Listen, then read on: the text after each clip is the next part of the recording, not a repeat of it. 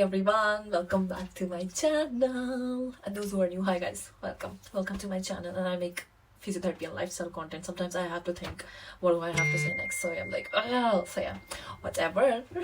So if you guys don't know, yesterday I completed 2 months in NHS.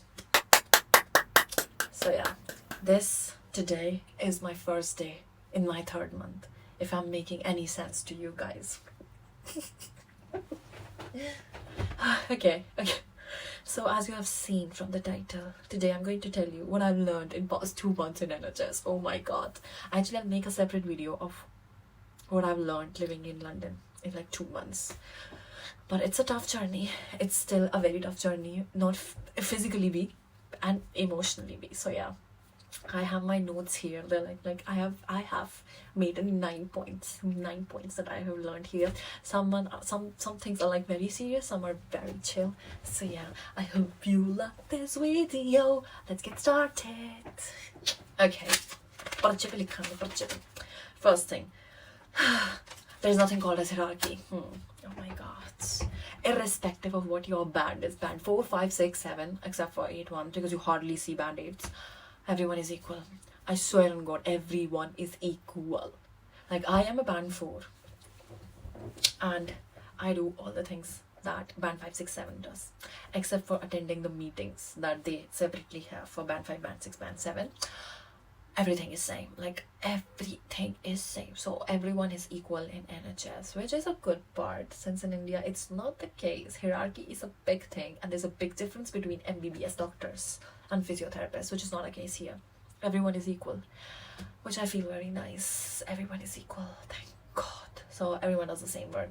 The only problem is that since everyone does the same work, we should all be getting paid equally, which is not the case. I personally feel I'm just getting paid so less, considering I live in London. But that's a topic for another video. We're not talking about that. Okay, that was the first point. Everyone is equal. Second point. What's the second point? This is the serious. Probation is difficult. Shit. The 6 months probation. Oh my god. So you usually get a list of competencies that you have to get signed by your supervisor, and it's tough. It's very tough. There are some people I know in my hospital that couldn't do. There were international recruits that like they couldn't complete all the competencies and they were sent back to India. So yeah, competencies are very difficult. I don't know who are these people who are just like effortlessly getting their competencies signed. I am just freaking out internally, and so does all the people who have just started. So because there are like a lot of new recruits, both national, international, or like people like me who just have or just on PSW, who are like new recruits, and we are all crying for the recruitment process. The probation period is so hard, and more than the probation period, it's like the competency checklist that's very annoying. It's sad, but you cannot really do anything. Third thing is, oh my god, UK culture. This UK culture is fine, okay, but this is something that I have actually faced in Scotland as well. That's a very weird thing that UK people do. Even if like in general, if you are international and if you have lived here for like 5-6 years, you kind of adapt to that. Is that if they don't like something in you, they will start very politely. It's like, oh my god, you did this effortlessly, amazing, so beautiful. And then in the mid paragraph, they will tell you what exactly you did wrong. You shouldn't do this, you shouldn't do that, you shouldn't blah blah blah blah blah. And then in like the ending paragraph, they'll be like, but you are the best, you see, you did a good job, like that was amazing. So like this thing I don't understand. It's and they accept that. Funny thing is that they just don't say this, that oh my god, it's like in our culture, it's just no, they're just accepting it. It's like bigo ke marna, aise kehte hain.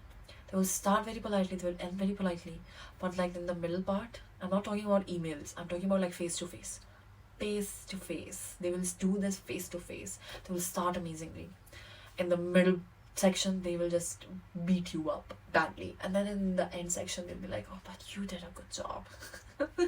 And I'm like, You don't have to say the first part or the last part. Just tell me the middle part, what I did wrong, okay? I don't really have the time to listen all of this. This is like a 5-page paragraph that could have easily been said in just 5 lines. Just say it. But yeah, sometimes it just becomes very funny, but sometimes you just get frustrated on another level that just come to the point, please. I don't have whole day for you guys. But yeah, it's actually a very easy way to waste time as well. So yeah, maybe they like it. I personally don't like it because that's not in my culture. If I have problem, I just go and say it straight away. I mean, I am not in the capacity right now to say that, but yeah, I mean, generally I'm telling you that I usually do that. I've always done that. But yeah, that's the UK culture. Yes, you learn a lot in general hospitals compared to any community hospitals or, you know, any other practice, NHS practices, yes. So general hospitals are like India's Apollo hospitals or Max hospitals. So general hospitals are multi-speciality hospitals, not super specialty hospitals, but multi-speciality hospitals. You learn a lot in that. I swear on God, I am so lucky. I just feel like so lucky that I just didn't get into any community hospital, but I just got into general hospital where you see like a lot of specialties, because in community hospitals you have specialties but not to that extent. And I mean, there's not much difference, but there's like still a lot of difference that I felt. General hospitals are like, I feel personally, I just feel like much better. Of course, if you go to like any super specialty hospitals, like the bigger ones that do research and everything as well, that's an amazing thing. So yeah, the things that I've learned here, it's like, of course I've seen crutches and frames and everything, but they're like some specialized crutches. It's like specialized one, like one hand elbow Fisher crutch. Oh my God, I haven't seen them in my lifetime. But I saw that here and I was like, oh my God, this is something new. And they're like so many splints that I haven't seen, never in my life, that I saw here. So I was like, oh my God, this is amazing. So yeah, I feel like general hospitals, I mean, super specialty hospitals and multi-specialty hospitals are much better than any other set of hospitals. Okay. Next is MDT is important here.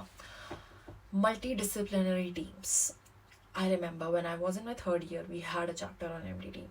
In India, usually MDT is nowhere to be found as far as physiotherapy is concerned, because doctors really don't care about us. They think just we are like useless set of people. But here, no. Every day we go to board rounds. I mean, I as a therapy assistant also go to board rounds, and there like we have this whole computerized whiteboard where doctors, therapists and nurses discuss what else we can do for patient. Pharmacists are there, microbiologists are there, and we all just discuss what we can do. And like, doctors really appreciate our work here, which is very nice, and same, we appreciate their work, and there's like clear communication going on, which I feel like is very good. So MDT is a very core value and core part in NHS, and in that way everyone is included. Every single occupation that's every single clinical occupation that's working in the hospital is included, which I feel is like an amazing thing to see, because I haven't seen this in India. In India, it's like, oh my God, therapists, any therapists, dietitians, they are just regarded as literal garbage. But here, that's not the case. You are included in every step of a patient's clinical journey process. Okay. 6th is time is essence. Oh my God. Like, so I work from 8 to 4 and our board rounds start from 9. So I think 8 to 9 is the only time when I am actually free, and that too as a therapy assistant. If I was on band 5, then band 5, 6, 7, they're usually making the list for that day, like the total number of patients they have to see, because only they have the access. So yes, as a band 4, I am free from 8 to 9. But if I was a band 5, I'm not free. 8 to 4 is like such an hectic time. You're only free when you are having lunch break. Otherwise you're just running from one point to another point, or you're either writing notes, which is very tiring. So yeah, you don't have much time, and you still have to see patients. So yeah, time is of the essence. And next important thing is, if your working time is 8 a.m., you should be you should be there by 8 a.m. And if your ending time is 4, literally people just get up and leave the office at like 3:55 to change their clothes and everything. I don't personally do that because my bus comes at 4:22, so I just leave my office at 4. By 4:05 or 4:10, I just change my clothes and just go to the bus stop. So yeah, but if your time is 4, it's 4. If your time is 5, it's 5. You won't stay or do overtime because you're not going to get any money for that. Okay, mind that you're not going to get any money for extra working. So time is essence. Do your work and cut low. Okay, 7th point is, it's very hard to make friends. I don't know if it's just a London thing or in general, but it's very hard to make friends in hospital, especially because everyone is competing. Eventually, at the end of the day, everyone is competing. Band 4 wants to jump to Band 5. Band 5 wants to go to Band 6. Band 6 wants to go to Band 7. Band 7 wants to go to Band 8. At the end of the day,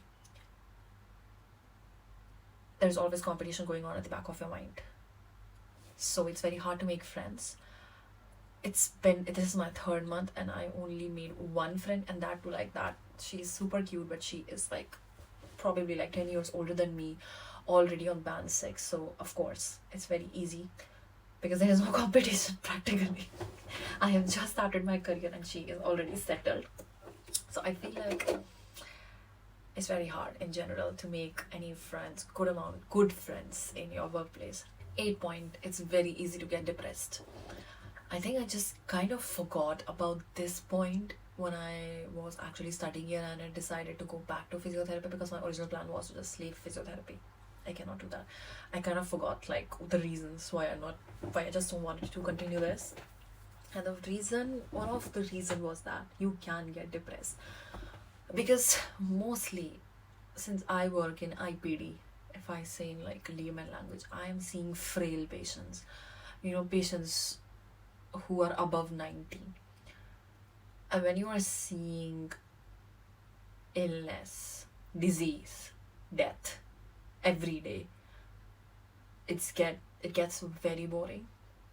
And plus, if you have just moved there and you have no friends like me, if you live in an area that is so isolated, then things become very difficult in general, and you kind of start to lose your mind, which currently I am doing. Like, I feel it very difficult to just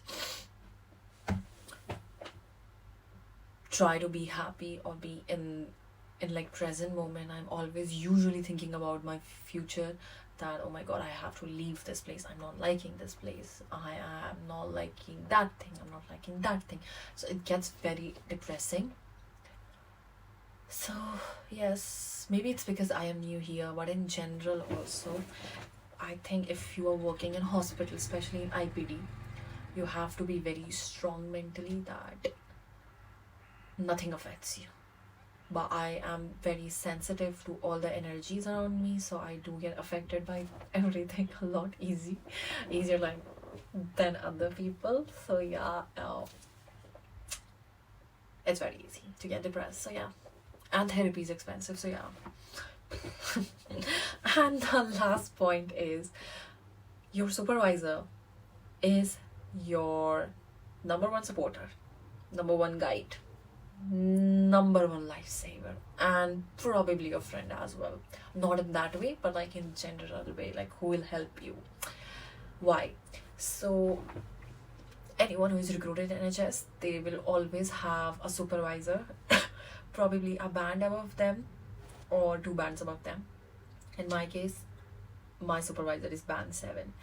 So the supervisor's main role is to actually look after you, in the sense that if you are feeling fine in the hospital, no one is bullying you, or if you are facing any problems in the hospital, if you want any help, okay, all these kind of XYZ things are actually your supervisor's job, is to help you. So yeah, usually you can ask anything from your supervisors. if you want any help from them regarding anything you don't understand or anything that's new to you, or like in general, like anything that's related to your work, you can ask your supervisor to help. Your supervisor is the one who will sign all your competencies after the end of your probation period. So yeah, and if you're lucky, supervisors can also be your friend. They can help you with almost everything, like to basically learn anything that you haven't seen or learned. So yeah, they can help you. So, and again, it's your luck if you got the good supervisor. Yeah, it depends. So yeah, these were my 9 tips or 9 lessons that I learned in my 2 months of working in NHS. And of course, there's a lot more to learn. I'll probably make like a revised video on my 6th month here when my probation ends. So maybe I will learn something new about the culture. But for now, it's just these 9 lessons. And I hope you enjoyed this video. If you have any questions, just comment down below. I'll try my best to message you guys ASAP. But I'll see you next week, and till then, bye bye and take care.